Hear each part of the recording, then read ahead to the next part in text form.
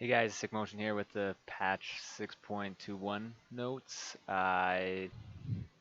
Seems like every time they do a patch, I have an appointment the next day. I think it's been 5 or 6 patches in a row. And the reason it's a bit later this time is the next day I actually had a bunch of computer issues, blue screen of deaths, and fun stuff like that. Speaking of which, all my settings on my recording program are a little off, so this video compared to the other patch note videos might have the audio louder or more quiet, I'm not sure. Um, as we're doing this, actually, my headset's cutting in and out. Thankfully, the mic is kind of a standalone here, so I don't need sound for this. But yeah, my headset just completely disconnected, and so did the drivers, which originally caused the blue screens of death. So hopefully we make it through this video here. Anyway, since it's been a little bit into the patch, there's a bug fix for Rise where when he hit a Q overload on a target marked with Flux, it would bounce to all nearby targets even if they weren't also marked with Flux. Normally it would bounce and give the Flux and stuff if it killed its initial target, but if it didn't kill its initial target and it just bounced anyway, that's actually pretty broken, so that's pretty nice that that bug got fixed. I played against Rise. I didn't notice if that was happening or not, but if it was, that sucks. Nidalee here. I mean, I've seen maybe 1 or 2 Nidalees in over 100 games when I play, because she just gets banned every single game, and I think rightfully so. She's super annoying to play against, and she just kind of takes over games like very, very early. So she got cooldown nerfs, 1 second up on her Cougar form Q, W, E, and the Primal Surge heal has a lower ability power ratio. It's a little higher based on missing health, but lower pretty much all around. And the overall heal is, you can kind of see here the base heal is about the same if they're missing a certain amount of health. I'm not sure what exactly that amount of health is, but if they're full or close to full health, it's quite a lot less. So Nidalee nerfs feels good, man. Ashe fixed the bug where rapidly casting or pressing Q, which I don't know why you would be, but it could make you pay mana multiple times. So if you had some type of OCD tweak to mash your Q a million times like you're playing Riven, but actually Ashe, no longer will be punished for that, so feel free to do that. Graves also really strong as well. A lot of really strong junglers right now. A lot of jungle bans as well. Nidalee's getting banned a lot. Graves getting banned a lot. Hecarim's still getting banned a lot. Nunu now getting banned a lot just because he's so strong. Probably Olaf soon because he's been played in the world so much. It's a lot of jungle focus on the bans. But Graves here, his E now goes to 8 stacks, but that isn't a buff because it actually, all the stacks effects got cut in half, so it's still the same at max stacks, but you only gain 1 stack if you're dashing away, like kiting around, and you gain 2 stacks, which would be equivalent of 1/4 before if you're dashing at them. So it rewards you for dashing aggressively and treats you like a baby for dashing like a baby. So that's it's good. It's good. Irvin, I think he's got like a mid 30s or even lower than that, 30% win rate. But anyway, there's some changes to him here. His health growth stat has gone up, base magic resist has gone up, base attack speed has gone up, attack speed growth stat has gone up. You don't use attack speed in the jungle, though you're actually not allowed to hit the minions or the monsters. So that's for bitch slapping later on your ganks. Starting Grove health is 25% your max health rather than 30. Trigger Seed, I can't believe they actually named it that. Trigger Seed range indicator now only displays to Irvin's target. And Daisy, if no enemies are nearby, Daisy now targets enemy minions with her current when her current target dies rather than returning to Irvin. Daisy no longer fails to attack enemy champions if they can't see her. I didn't realize that was happening, but it kind of makes sense because it did feel really clunky. And when I played Irvin on the PBE, it felt like he kind of like Daisy was just kind of being a pile of trash. And apparently Daisy was being a pile of trash. So that might have had a little bit to do with his low win rate. I think most of his win rate has to do with people not knowing what the champion does or how to play around its playstyle. The champion itself just feels like it was designed for competitive play, in my opinion. Kog'Maw, mana cost per arc cast down, damage up. So, there's your mana costs there. From 500 maximum to 400 maximum. Mana debuff duration is 2 seconds shorter, so if you wait, then you won't be stacking that mana cost debuff anymore. The base damage has also gone up 30 to every level, and the execution threshold deals 150% damage to targets approaching 40% health, and deals 200% damage to targets with less than 40% health. Approaching 40% health is a pretty poor description of how much health. I don't really like that description there, but kind of the changes there. Kog'Maw's honestly, I don't even pay attention to what happens to Kog'Maw anymore. They've changed so many things, so many base stats, so many interactions with Kog'Maw. It's just painful to try and keep track of everything that's going. So I'm gonna continue in that fashion and kind of just, yay, Kog'Maw was in the patch. Resonating Strike and Safeguard once again drop Lee directly on top of his target. So apparently there was some, I guess, positioning bugs where it would put you into unexpected places. So that's changed. Master Yi had a bunch of bugs fixes here. So you can kind of go in here and take a look. Alpha Strike now gains vision of where Master Yi will strike on his next bounce. Won't place him on top of Baroning for his primary target, so you'll no longer get that knockup. Meditate is no longer momentarily locked up after a failed Alpha Strike cast, so a lot of like kind of quality of life fixes to Yi here. Fixed the bug where Master Yi would not critically strike monsters after double striking at certain attack speeds. That's kind of a really weird bug. If you were at a certain attack speed, you couldn't crit a monster if you double striked it. Pretty situational. Pretty weird that they were able to find that, honestly. Wuju Style fixed a bug where Wuju Style's passive attack bonus wasn't counting towards the 25% bonus attack damage scaling of the active effect if Wuju Style was cast immediately as its cooldown expired. Like, just a bunch of really weird interaction kind of bugs and quality of life stuff with Yi that seems to have been kind of taken care of by the looks of things. I'm sure if there's a bunch of these, there's got to be a bunch more, but a lot of these are kind of weird to look at. But anyway, we'll go down to here. Nasus had quite a significant change this patch. Bonus attack range now stacks with Fury of the Sands attack range increase. So the range is now 200 rather than 175 on his Q if he's ulting, which is great for him. Makes the flash +6 is pretty nice as well. But here's the big change here.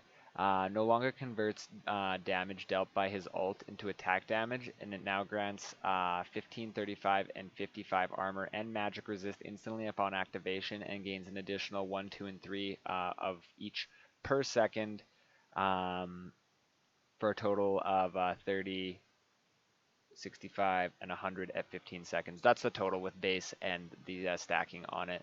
And then obviously once your ult making you the tankiest, it drops off and you lose all of that defense there. But that'll make it so when Nasus actually gets into a fight, he gets substantially tankier for free. I mean, the attack damage wasn't necessarily bad, but if you think about how Nasus was played, it honestly didn't really make sense with his kit.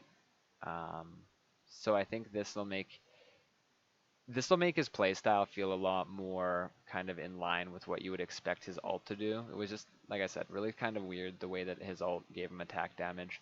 I don't think it's really going to change much other than that, making him a lot tankier when he's ulting, but he's going to be really scary when he's ulting now. You're probably just going to have to run away. Let's see here. Void Nocturne and Frozen Nocturne now use the base skins particle for their spell shields. It was hard to see Shroud of Darkness on a few Nocturne skins, so they're fixing a few pay-to-win skins. Good to hear, good to hear. So Nunu buffs last patch put his bonus health per consume stack, which is 5 consume stacks, to 3%. Now it's down to 2, so we lost 5% bonus health once he's fully consume stacked. Seen a lot of Nunus getting played, and he feels kind of like really broken a lot of the time, but I've also seen a lot of people fail because they think Nunu's just going to be broken, as with most Flavor of the Month meta type pick champions. So I don't know. I think I've seen more Nunus lose than I've seen win, even before that change. Zach has a cast range indicator on his E now. Warning indicator and shadow particles now show up 3/4 seconds before Zach lands. If his travel duration is shorter than that, they appear immediately. So a bit more clarification on that, but it's honestly probably going to feel like a Zach nerf because it's more easy to tell what he's doing, which never should feel like the strength of a champion is based on the lack of clarity in its abilities. So I agree with that to an extent that they changed that or made that a thing there. Yorick, so I don't really know how to feel about this. Yorick just kind of feels weird. It feels like he wants to be really good, and I feel like he could be really good. I think my win rate on Yorick's like 10%. I think I've won like one game and lost 9 since the update. But they did some really good nice quality of life things last patch. I don't know how I feel about this. If Yorick summons the maiden inside of a lane, she'll start pushing the lane. All I can see is if you're summoning the maiden to like fight a champion or something, and you summon it too close to the lane, and the champion runs away, and you want the maiden to just follow you, and it's walking down the lane to its death, and you didn't mean to do it that way. That's gonna feel bad. But it also felt bad when you were like, I want my maiden to go split push, and then I want to go. It's kind of like sending his raw portal down the lane, but not actually having to go place it there. Like you're just like, I'm gonna send my maiden down to push that lane, and then we can go do other team stuff. Um, Felt really bad that you had to actually hold her hand and walk all the way down sometimes to like their like tier 1, tier 2 tower if that's where your minion wave was, just to get her to start pushing. And by the time you did that, like you've already wasted quite a bit of time that you could have been setting up another objective with just having her walk and be a grown-up maiden and walk herself down to her death to the tower. But a lot of your strength in team fights feels like it's not there if you don't have the maiden. So a lot of times I wasn't wanting to do that anyway. However, a lot of the times at the end of like game of team fights, like I'm ulting as Yorick and I have a Caitlyn on the enemy team who's like full build and she like shoots my maiden 4 times and it's dead, and that feels real bad. So I guess this will make it the option of just letting it split push more available. Ziggs, they sometimes you could dash over his minefield apparently and not have some of them explode, and now they made it so they check quicker, so they will be more likely to explode if that's the case. Kind of weird. I don't know if I've seen that happen, but I don't play much Ziggs, so I mean I wasn't paying attention for a bug from the outside looking in. Teleport. This bug was actually super duper annoying. Teleporting to a ward nearby a thin wall no longer has a chance of placing you on the other side of it. A lot of my teleports were screwed up when you're teleporting to the mid lane specifically, to the bush on either side, right by the really skinny wall, right by Raptors. I would teleport into the bush and I would appear on the other side of the wall, or I would teleport to a ward on the other side of the wall and appear in the bush. And that could happen with like any other very similar skinny walls. Sometimes it actually made it a lot easier to make a play and was actually kind of felt like you were cheating because you were able to kind of flash over the wall for free. And sometimes when it didn't work, it felt super bad because you just kind of teleported in on the wrong side of the wall and died instantly, or teleported in and had to walk all the way around the wall and got to where you were wanting to go even later than the 5-second teleport. So I don't know. Overall, it just felt weird, and I'm glad it's changed. Doombots are here. Probably won't be checking that out. Load screen indicator. I'm honestly surprised. It makes so much sense that they did this. Why did it take 6 years? A lot of the times when you don't know if your game has frozen in the loading screen, the only way that you could tell is if you were looking at other people's loading bars.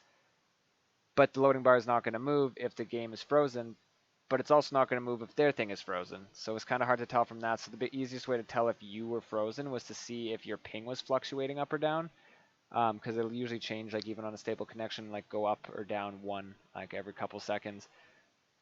But just having this is going to be a lot better. They added a spinning icon to the lower right-hand corner of the loading screen. If that icon stops spinning and you're still in the loading screen, something probably screwed up and you should probably reload the load screen. So feels great that they did that. Feels 6 years late, but it's there now. Pick some spectator mode visual bugs. Bunch of bug fixes here as well. And some skins, Halloween skins. Devil Teemo and Bewitching Tristana and Morgana. And this is actually really cool. I noticed it in a game today. I didn't realize that they had this out. I didn't make it down to this far in the patch. I made it to the skins, but didn't look at the chromas earlier. But Dunkmaster Darius now has chromas, so it changes the color of his jersey. So you can see a couple of them there. It's kind of cool. So there's that, and the headmistress Fiora gets a bunch of different little suit colors. You guys can't see the hot pink and the baby pink ones on the other side there, but I think those ones look the best. You guys can't see them. Too bad. But yeah, sorry it took me so long to do this patch, as it has been with the past couple ones. Some stuff out of my control on this one. Honestly, what I'm doing when I'm not able to do the patch the next day is every single patch for the past 5 or 6, like I said, I was getting a haircut the next day. And the patches aren't a set amount of time away from each other. It's usually close, but it's not like guaranteed going to be like 4 weeks, 5 weeks from the last patch. And I wasn't necessarily like trying to put my haircut on the same amount of time from the last one either. So it's just really weird that it lined up like that so many times in a row. Curious if it'll happen again. I don't even know if there's going to be another patch before the end of this season, though. Probably not. I think the season ends November 7th, so the next patch will probably be more preseason stuff, unless, I don't know. We'll see. But anyway, guys, thanks for watching. Like I said again, sorry it was so late. Social media and stuff in the description as always. Stream link as well. And thanks for watching, guys. We'll see you next time.